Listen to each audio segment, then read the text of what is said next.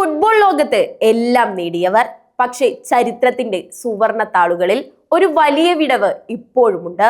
Portugal. Football ദൈവങ്ങൾ അവർക്കായി കരുതി വെച്ച ഒരു നിധി ഇന്നും ബാക്കിയാണ്: ലോകകപ്പ്. 2026 അമേരിക്കയുടെ മണ്ണിൽ പോർച്ചുഗലിന് വെറുമൊരു ടൂർണമെന്റ് അല്ല നടക്കുന്നത്, മറിച്ച് ഒരു അതിജീവനമാണ്. ഇത് പോർച്ചുഗലിന്റെ അഗ്നി പരീക്ഷയാണ്. ലോകകപ്പ് എന്ന ആ സുവർണ കിരീടത്തിൽ മുത്തമിട്ട് നിൽക്കുന്ന ഒരു പോർച്ചുഗീസ് ടീം, അത് ആരാധകരുടെ സ്വപ്നമാണ്.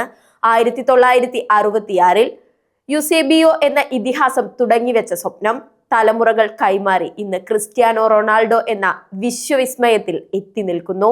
2022 ഖത്തറിലെ പുൽമൈതാനത്ത് നിന്ന് കരഞ്ഞുകൊണ്ട് മടങ്ങിയ റൊണാൾഡോയുടെ ആ മുഖം ഓരോ ആരാധകന്റെയും ഉള്ളിൽ ഇന്നും വിങ്ങലായി ബാക്കിയുണ്ട്. ആ കണ്ണുനീർ വെറുതെയാകാൻ ഫുട്ബോൾ ലോകം ആഗ്രഹിക്കുന്നില്ല.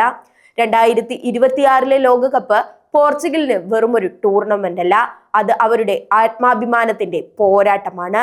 തന്റെ കരിയറിലെ അവസാന തുള്ളി വിയർപ്പും രക്തവും നൽകി പൊരുതാൻ ആ 7-ാം നമ്പർ ജേഴ്സിക്കാരൻ തയ്യാറെടുക്കുമ്പോൾ അത് ചരിത്രത്തോടുള്ള ഒരു മറുപടിയാണ്. പ്രായം തളർത്താത്ത ആവേശവുമായി റൊണാൾഡോയും ലോകത്തെ വിറപ്പിക്കാൻ ശേഷിയുള്ള യുവനിരയും ഒന്നിക്കുമ്പോൾ പിറക്കുന്നത് ഒരു പുതിയ പ്രതീക്ഷയാണ്. എത്ര വലിയ വീഴ്ചയിൽ നിന്നും ഉയർത്തെഴുന്നേറ്റ ചരിത്രമാണ് പോർച്ചുഗലിൻ്റെത്. ആ കരുത്താണ് 2026 അവരെ നയിക്കേണ്ടത്. വിമർശകർ പലതും പറഞ്ഞേക്കാം, പ്രായത്തെയും ഫോമിനെയും അവർ ചോദ്യം ചെയ്തേക്കാം. പക്ഷെ ലോകം കണ്ടിട്ടുള്ളതിൽ വെച്ച് ഏറ്റവും വലിയ പോരാളിയുടെ പേര് ക്രിസ്ത്യാനോ എന്നാണ്. തന്റെ കരിയറിൽ ഒരേ ഒരു കുറവ് മാത്രമേ അദ്ദേഹത്തിന് നികത്താനുള്ളൂ: ആ ലോകകപ്പ് കിരീടം. അത് തന്റെ കൈകളിൽ ഉയർത്തിപ്പിടിച്ച് ആരാധകരുടെ ഹൃദയമിടിപ്പുമായി മാറുന്ന ആ നിമിഷം 2026 അത് സംഭവിക്കുമെന്ന് ഓരോ പോർച്ചുഗീസ് ആരാധകനും വിശ്വസിക്കുന്നുണ്ട്.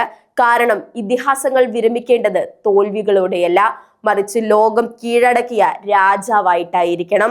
അതിനാൽ ഈ ലോകകപ്പ് പോർച്ചുഗലിന് അത്രമേൽ അനിവാര്യമാണ്.